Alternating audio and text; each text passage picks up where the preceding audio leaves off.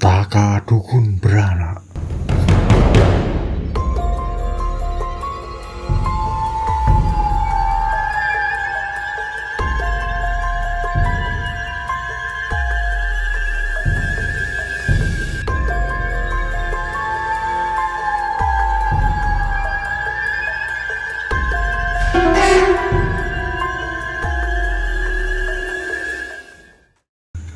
Cerita ini akan menitik beratkan pada pandangan orang sekitar, termasuk aku. Sebagai perkenalan awal, namaku Dimas.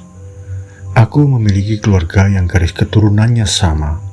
Dari nenek moyang sampai keluargaku sekarang, semuanya berprofesi sebagai dukun bayi. Hal itu terus menurun dari generasi ke generasi. Semua dimulai saat aku berusia sekitar 10 tahun.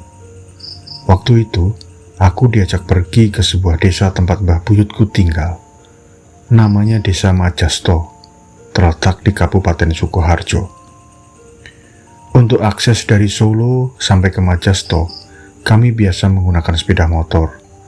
Dan untungnya pada saat itu tidak terjadi apa-apa selama perjalanan. Hingga kami sampai di Gapura, tanda sudah memasuki area desa tersebut. Disinilah awal dari kejadian ganjil itu muncul. Saat itu kami berboncengan bertiga, aku, paman, dan ibuku. Aku ingat betul, waktu itu paman bilang ke ibu, "Yuk, si Dimas dipegangi sama Mbau Reksone. Kita seneng karo hawane anakmu yuk." Tidak lama kami melewati Gapura tersebut. Saat itu aku melihat sesosok yang tidak akan pernah aku lupa wujudnya sampai sekarang. Sosok kakek-kakek dengan rambut putih tergerai, terlihat sedang melayang. Tangan kakek itu berusaha untuk menggapaiku. Aku kira itu hanya kakek-kakek biasa, makanya aku tidak takut untuk meraih tangan kakek tersebut. Tiba-tiba,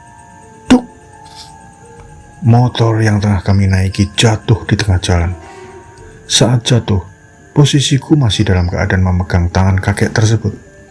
Lalu, pamanku secara paksa menarikku sampai tanganku terlepas dari kakek tersebut. Anehnya, pamanku justru meminta maaf kepada kakek tersebut seraya mengatakan, "Maaf mbah, nuwun sewu, bocah niki tesih turunan tiang mriki, ampun dibeto, ampun diganggu nggih." Lalu kakek tersebut menyeringai dan hilang begitu saja. Waktu itu aku hanya berpikir, wah, ajaib tuh kakek, bisa hilang, tanpa berpikir sesuatu yang aneh seperti sekarang. Setelah 15 menit kemudian, sampailah kami di rumah Mbah Buyutku. Kesan pertama dari aku adalah, omahe elek banget, riot kabeh. Ibuku yang mendengarnya langsung menampar pelan bibirku sambil berkata, "Hus, aja omong macem-macem kok. Mbah Buyutmu nesu mbolo we." Setelah itu, aku dan ibu masuk ke rumah Mbah, sementara pamanku masih di luar sambil duduk-duduk di tepi rumah. Saat di dalam, aku mendapatkan kejadian yang tidak masuk akal. Mbah Buyutku yang berumur 96 tahun, seharusnya jalan pun harus tertatih seperti orang manula pada umumnya. Tapi aku salah. Dia berlari dari kamarnya seperti orang yang masih berumur 40 tahun. Ibuku sangat kaget dan mengatakan padaku, "Leh, kowe dudu Mbah Buyutmu ta mau?" "Mbah Bu, ngerti wujude Mbah Buyut kaya piye wae urung tahu aku." Ibu langsung memanggil Mbah Buyut ke arah dapur, hingga suara sautan Mbah Buyut justru berasal dari dalam kamar.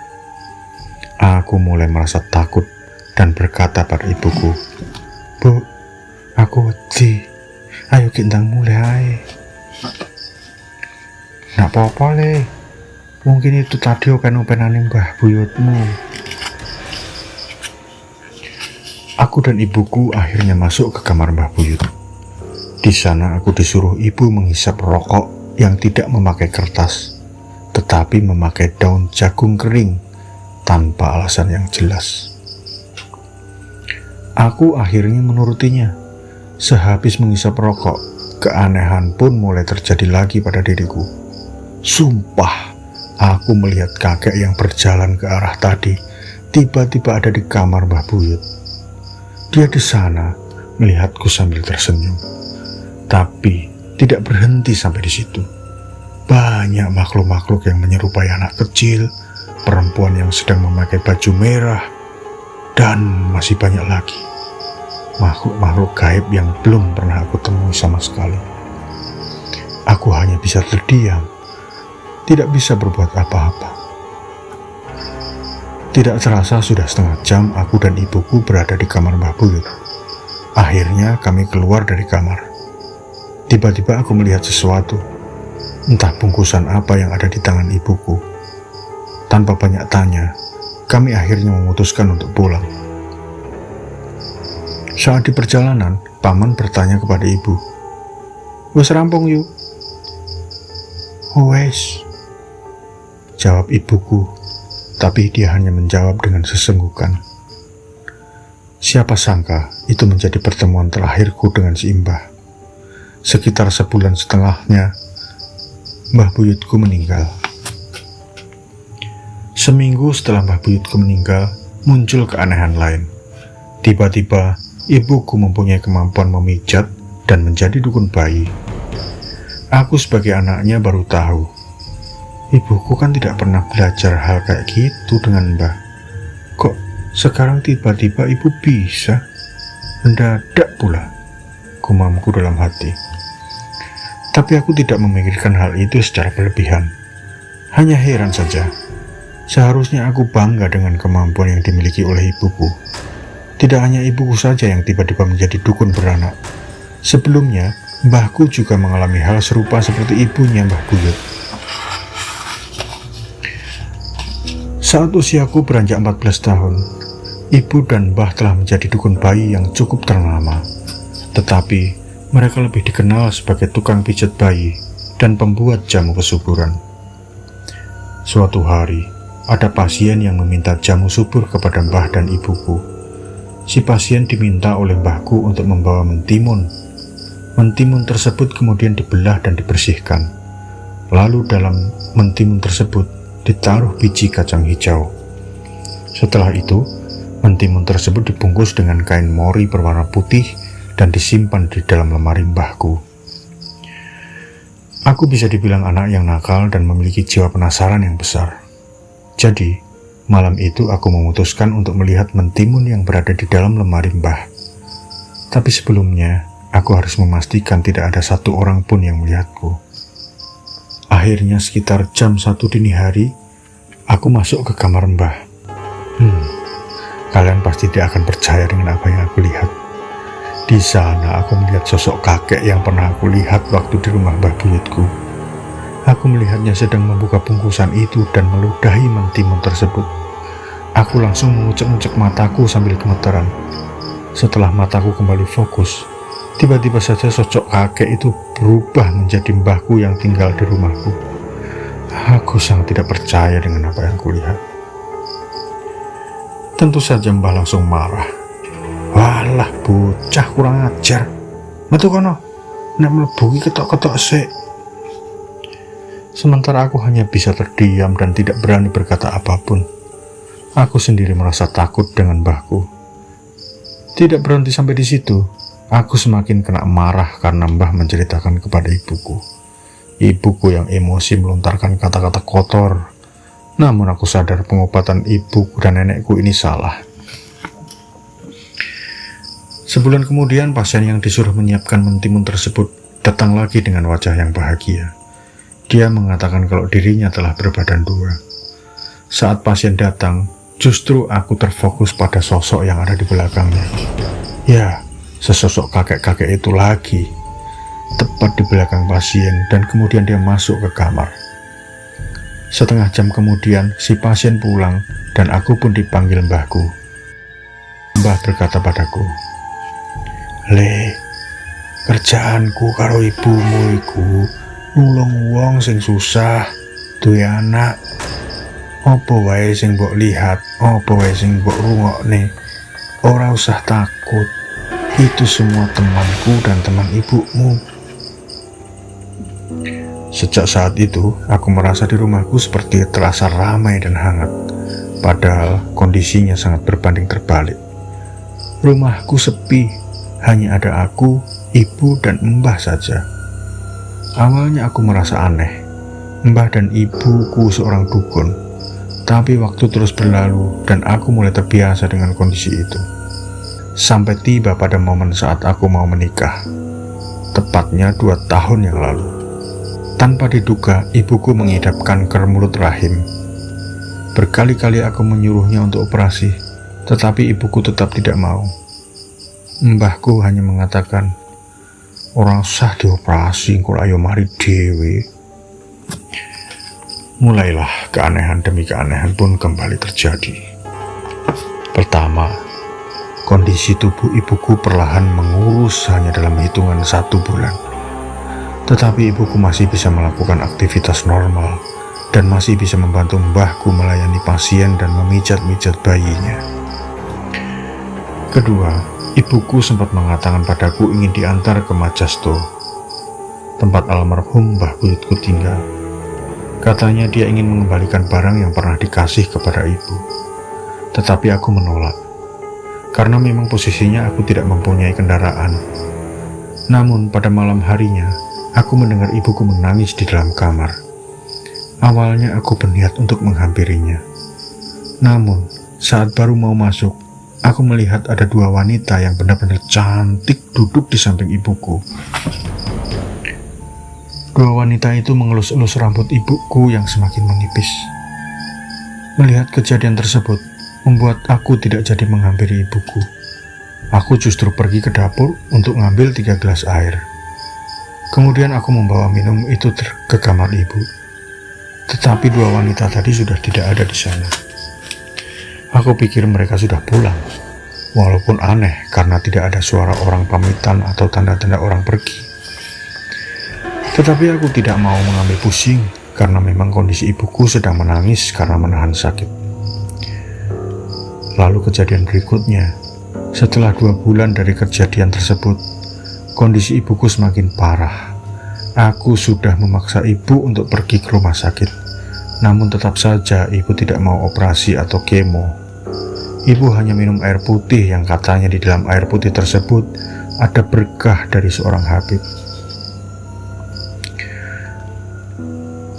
Tepat pada bulan Januari 2015, jam 4, ibu memanggilku, lalu mengatakan ingin memakan sayur rebung dengan campuran daun kelor. Mendengar pesanan ibuku, aku langsung membuatkannya. Jam sudah menunjukkan pukul 6 sore. Setelah ibuku makan sayur tadi, keanehan mulai muncul. Wajah ibuku yang sebelumnya terlihat pucat, perlahan mulai cerah.